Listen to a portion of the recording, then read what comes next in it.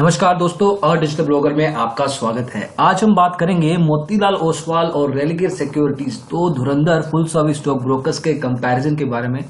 इस कंपैरिजन में हम अलग अलग मायनों पर चर्चा करेंगे, जिसमें company background, account opening charges, खाता खोलने के शुल्क, ब्रोकरेज, एक्सपोजर या लेवरेज, रिसर्च की प्रोमिनेंसी क्या है, ट्रेडिंग प्लेटफॉर्म्स की चर्चा करेंगे, जिसमें स्पेसिफिकली बात करेंगे इनके मोबाइल ऐप की परफॉर्मेंस की और भी कुछ अन्य फीचर्स पे चर्चा करेंगे, जिससे आप अंदाजा लगा सकें कि आपके लिए इन दोनों में से कौन सा स्टॉक ब्रोकर उपयुक्त है। तो आइए शुरू करते हैं।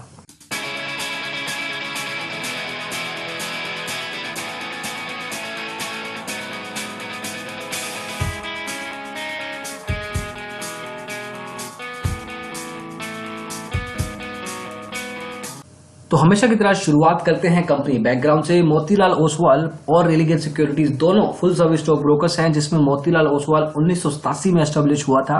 ये भारत के सबसे बुजुर्ग स्टॉक ब्रोकर्स में से एक है।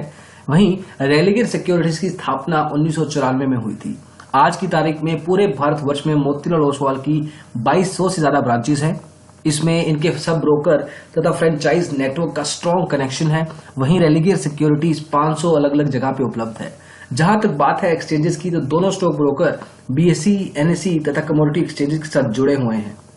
अगर आप इनके साथ खाता खुलवाना चाहते हैं तो मोतीलाल ओसवाल आपसे ट्रेडिंग अकाउंट के लिए 1000 रुपए की राशि लेगा। वहीं रेलिगेयर उनसे आधी करीब 500 रुपए। ट्रेडिंग अकाउंट को मेंटेन करने के लिए या डीमैट अकाउंट को खोलने के लिए दोनों स्टॉक ब्रोकर कोई राशि नहीं लेते हैं, लेकिन डीमैट अकाउंट को मेंटेन करने के लिए मोतीलाल ओसवाल 441 तथा रेलिगेयर 300 रुपए सालाना आपसे चार्ज करेंगे।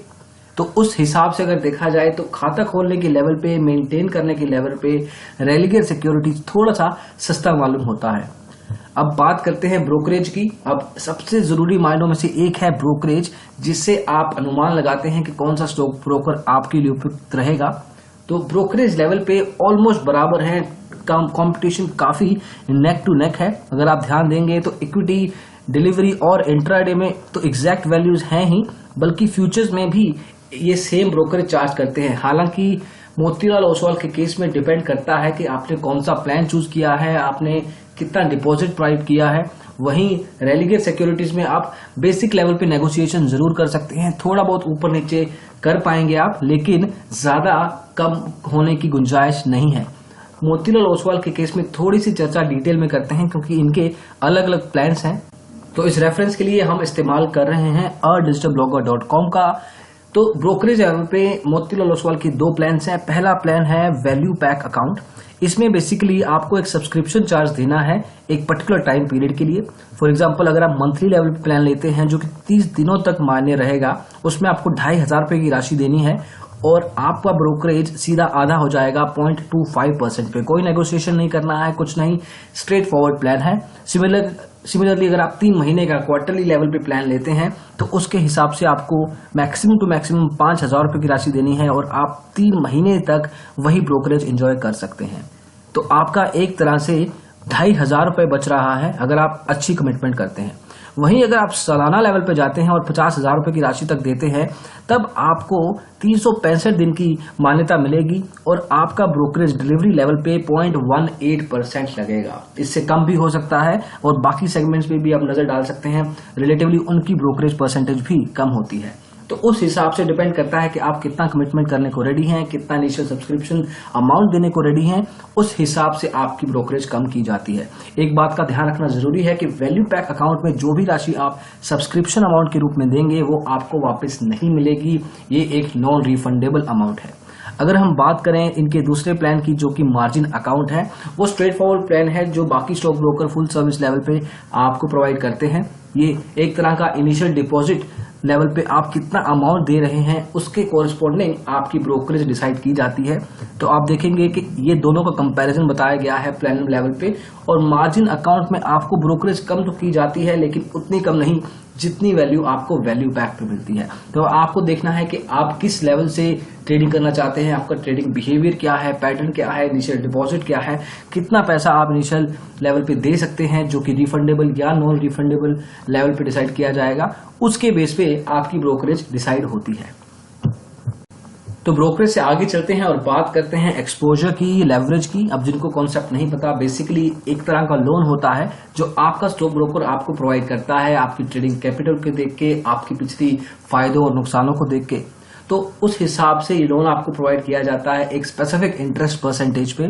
तो मोतीलाल ओसवाल के केस में आपको इंट्राडे में 20 गुना तक एक्सपोजर प्रोवाइड किया जा सकता है, वहीं रेलिगेयर आपको 10 गुना तक प्रोवाइड करता है। इसका मतलब है कि अगर आपके ट्रेडिंग अकाउंट बैलेंस में 10,000 रुपए हैं तो मोतीलाल ओसवाल के साथ आप 2 लाख रुपए की ट्रेड पेश कर सकते हैं इंट्राडे लेवल पे, वहीं रेलिगेयर पे आप 1 लाख तक की राशि पे ट्रेड कर पाएंगे। बाकी सेगमेंट्स में भी आप देख सकते हैं कि क्लियरली मोतीलाल ओसवाल आपको रेलिगेयर सिक्योरिटी से ज्यादा एक्सपोजर प्रोवाइड करता है। अगर आप पूरी full service stock broking industry की बात करें तो मोतीलाल ओसवाल उन स्टॉक ब्रोकर्स में शुमार है जो अच्छी खासी एक्सपोजर या लेवरेज अपने क्लाइंट्स को प्रोवाइड करते हैं। तो इस मामले में अगर आप एक्सपोजर लेवल पे खेलना पसंद करते हैं या ट्राई आउट करना चाहते हैं तो मोतीलाल ओसवाल आपके लिए एक बेटर ऑप्शन रहेगा। आगे बढ़ते हैं और बात करते हैं कस्टमर सर्विस की, जो कि एक ऐसा पहलू है जो काफी बार नजरअंदाज कर दिया जाता है लेकिन इंपॉर्टेंट जंक्चर्स पे काफी क्रूशियल साबित होता है। कम्युनिकेशन चैनल्स की बात करें तो Motilal Oswal live chat support को छोड़ के email, phone number, toll free number, offline branches, social media, Google play stores सब पे अवेलेबल है। वहीं रेलिगेयर सिक्योरिटीज भी आपको लाइव चैट और टोल फ्री नंबर को छोड़ के बाकी एरियाज में कस्टमर सर्विस प्रोवाइड करता है। लेकिन अगर हम बात करें कस्टमर सर्विस के रेजोल्यूशन क्वालिटी की, उनके टर्न अराउंड टाइम की और ओवरऑल सेटिस्फैक्शन की, तो मोतीलाल ओसवाल रिलेटिवली बेटर साबित होता है रेलिगेयर से। हालांकि फर्क सिर्फ मार्जिनल लेवल पे है, लेकिन अगर एक पिकआउट करना हो तो मोतीलाल ओसवाल सर्टेनली एक बेटर चॉइस रहेगा। आगे बढ़ते हैं रिसर्च की। अब रिसर्च एक ऐसा पहलू है कि अगर आप शुरुआत कर रहे हैं और अगर आप खुद से एनालिसिस नहीं करना चाहते, काफी लोग जो शुरुआत करते हैं वो अपना एनालिसिस खुद से करना पसंद करते हैं, लेकिन अगर आप इनिशियल लेवल पे या रेगुलर लेवल पे भी अपने स्टॉक ब्रोकर से रेगुलर रिपोर्ट्स चाहते हैं, ट्रेडिंग कॉल्स चाहते हैं, टिप्स चाहते हैं, रिकमेंडेशंस चाहते हैं, तो आपके केस में दोनों full service stock brokers Motilal Oswal और रेलिगेयर आपको बढ़िया रेगुलर लेवल पे रिपोर्ट्स प्रोवाइड करेंगे। हालांकि अगर आप एक्यूरेसी की बात करें कि इनकी ट्रेडिंग कॉल्स की एक्यूरेसी किसकी ज्यादा है किसकी कम, तो दोनों में से रेलिगेयर सिक्योरिटीज बढ़िया माना जाता है अपनी एक्यूरेसी के लिए। हालांकि ओवरऑल स्टॉक ब्रोकिंग इंडस्ट्री में भी देखा जाए तो रेलिगेयर टॉप 3 या 4 स्टॉक ब्रोकर्स में आता है जिनकी एक्यूरेसी अच्छी है। मोतीलाल ओसवाल की रिसर्च टीम भी बढ़िया है, लेकिन अगर एक पिकआउट करना हो जैसे हम बात कर रहे हैं तो रेलिगेयर सिक्योरिटीज पिकआउट किया जाएगा। ट्रेडिंग सेगमेंट्स में कोई ज्यादा फर्क नहीं है, ऑलमोस्ट बराबर हैं। दोनों स्टॉक ब्रोकर्स आपको हर तरह का प्रोडक्ट अवेल करते हैं। Equity, mutual funds, IPO, currency, commodity यहाँ पे लिखित है। इसके अलावा ईटीएफ्स और बॉन्ड्स और इसके अलावा कुछ और भी ट्रेडिंग तथा इन्वेस्टमेंट प्रोडक्ट्स हैं जो आप इन दोनों स्टॉक ब्रोकर से ले सकते हैं। अब बढ़ते हैं कुछ अन्य फीचर्स की ओर। ये स्पेसिफिक क्लाइंट्स के लिए ही जरूरी रहती हैं, हर स्टॉक ब्रोकर क्लाइंट के लिए ये फीचर जरूरी नहीं है। अगर आप ध्यान से देखें तो ऑटोमेटेड ट्रेडिंग में मोतीलाल ओसवाल आपको ये फैसिलिटी प्रोवाइड करता है, ये सुविधा देता है, रेलिगेयर सिक्योरिटीज नहीं कर पाता। वहीं मार्जिन फंडिंग में भी मोतीलाल ओसवाल आपसे बढ़िया सर्विस प्रोवाइड करेगा। वहीं अगर आप बात करें इनकी ट्रेडिंग प्लेटफॉर्म्स की तो सबसे पहले हम चर्चा करना चाहेंगे इनके मोबाइल ऐप की परफॉर्मेंस की। रेफरेंस के लिए हम इस्तेमाल कर रहे हैं गूगल प्ले स्टोर का। मोतीलाल ओसवाल की trading app Motilal Oswal trading app से ही जानी जाती है गूगल प्ले स्टोर पे। अगर हम रेटिंग्स पे नजर डालें तो ये ऐप 3.8 पे रेटेड है करीब 3376 यूजर्स द्वारा। उनमें से करीब 16 से 17% यूजर्स ने इस ऐप को 1 या 2 पे रेट किया है। तो ओवरऑल सेटिस्फैक्शन स्कोर करीब 83% बनता है, जो इंडस्ट्री एवरेज से मार्जिनली बेटर है। अगर आप कुछ कंसर्न्स की बात करें जो हमारे यूजर इंटरव्यूज में सामने आए, जहां पे हमने क्लाइंट से बात की, एक्चुअल मोतीलाल ओसवाल के क्लाइंट से जो कि मोबाइल ऐप का प्रयोग करते हैं, तो कुछ कंसर्न्स में से डेफिनेटली कंसर्न्स हैं जैसे इस ऐप का यूजेबिलिटी काफी टफ माना जाता है। इसका मतलब सीधा है कि अगर आप इस ऐप को यूज करते हैं तो कुछ फीचर्स को यूज करने में, एक्सेस करने में आपको दिक्कतें आ सकती हैं, समझने में दिक्कत आ सकती है। हालांकि जब आप समझ जाते हैं उसके बाद ये इजी बन जाता है, लेकिन इनिशियल लेवल पे कुछ फीचर्स को समझना रिलेटिवली टफ है। वहीं इस ऐप को हालांकि अपडेट तो रेगुलरली किया जाता है, इसके बारे में भी चर्चा करेंगे, लेकिन इस ऐप में फीचर्स की कमी है। अगर हम बाकी स्टॉक ब्रोकिंग ऐप्स के साथ इसको कंपेयर करें तो number of features mobile app में रिलेटिवली कम है। हालांकि अगर हम स्टैट्स पे नजर डालें तो ये ऐप पिछली बार अपडेट की गई है 18 फरवरी 2017 को। इस पर्टिकुलर स्टैट्स से आपको पता चलता है कि उस स्टॉक ब्रोकर का कितना फोकस है टेक्नोलॉजी के ऊपर, वो अपने क्लाइंट्स को कितनी बढ़िया फीचर्स प्रोवाइड करना चाहता है, कितना अच्छा यूजर एक्सपीरियंस देना चाहता है ट्रेडिंग के लिए। तो इस केस में 1 या 1.5 महीना हो चुका है इस ऐप को अपडेट हुए। तो जनरली जो अच्छे स्टॉक ब्रोकर्स होते हैं वो मैक्सिमम 4 हफ्तों में अपनी ऐप को अपडेट करते हैं, तो मार्जिनल लेवल पे थोड़ा सा अपने आप को बेहतर कर सकते हैं। अगर हम बात करें इंस्टॉल्स की, तो ये ऐप 1 से 5 लाख यूजर्स द्वारा इंस्टॉल की जा चुकी है। तो मोतीलाल ओसवाल का डेफिनेटली एक ब्रांड नेम बढ़िया है, डेफिनेटली बाकी की एस्पेक्ट्स इनके लिए अच्छा काम कर रहे हैं। ये सर्टेनली अपनी ऐप को और इम्प्रूव कर सकते हैं। अगर हम बात करें रेलिगेयर सिक्योरिटीज के मोबाइल ऐप की, अब इनके पास 2 मोबाइल ऐप्स हैं। एक आप अपने मोबाइल ऐप फोन पे यूज कर सकते हैं, वहीं दूसरी आप टेबलेट डिवाइस पे भी यूज कर पाएंगे।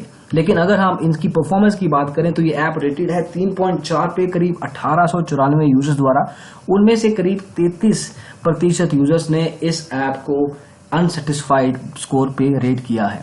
तो ये एक सिग्नल मिलता है कि जब आपके 1/3 यूजर्स आपको बता रहे हैं कि आपकी ऐप अच्छी नहीं है, इसको इम्प्रूव कीजिए, तो ये एक बहुत स्ट्रॉन्ग सिग्नल है, एक मैसेज है स्टॉक ब्रोकर के लिए। अगर आप अपडेट पे नजर डालें तो हालांकि अपने यूजर्स के लिए अपडेट अच्छे लेवल पे प्रोवाइड करना चाहते हैं। लास्ट अपडेट इनका 10 अप्रैल 2017 को हुआ है, जो कि ज्यादा दूर नहीं है।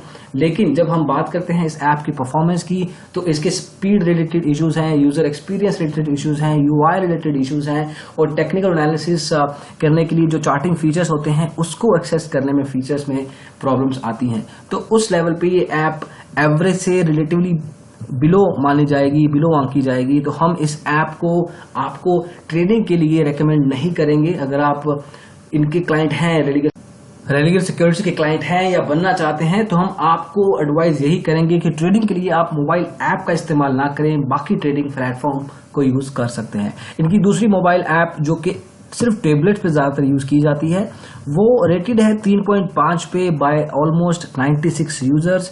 उसमें से भी करीब 25% यूजर्स ने इस ऐप को अनसेटिस्फाइड बताया है। तो बेसिकली जहां तक मोबाइल ऐप्स की बात आती है, टेबलेट ऐप्स की बात आती है, तो रेलिगेयर सिक्योरिटीज को काफी अभी रास्ता तय करना है इंप्रूवमेंट लेवल पे, टेक्नोलॉजी लेवल पे, और अपने यूजर्स को एक बढ़िया यूजर एक्सपीरियंस प्रोवाइड करना है। अगर आप अपडेट पे भी नजर डालें तो कुछ खास लेवल पे तवज्जो नहीं दी जाती। लास्ट अपडेट 22 जनवरी 2016 को हुआ है, जो कि करीब 1 साल 3 महीने से ज्यादा हो चुके हैं। तो उस हिसाब से हम इस पर्टिकुलर ट्रेड ऐप को भी आपको रेकमेंड नहीं करेंगे। तो कंपैरिजन पे वापस आते हैं। अब बात करते हैं बाकी ट्रेडिंग प्लेटफॉर्म्स की। हालांकि अगर आप इनकी परफॉर्मेंस की बात करें, ओवरऑल यूजर एक्सपीरियंस की बात करें, तो दोनों स्टॉक ब्रोकर्स आपको वेब बेस्ड एप्लीकेशन हो या टर्मिनल बेस्ड सॉफ्टवेयर हो, अच्छे लेवल पे प्रोवाइड करते हैं। इस हिसाब से आप इन दोनों में से कोई भी स्टॉक ब्रोकर पिक आउट कर सकते हैं। लेकिन मोबाइल ऐप ट्रेडिंग के लिए certainly without any doubt Motilal Oswal को आप पिक कर सकते हैं।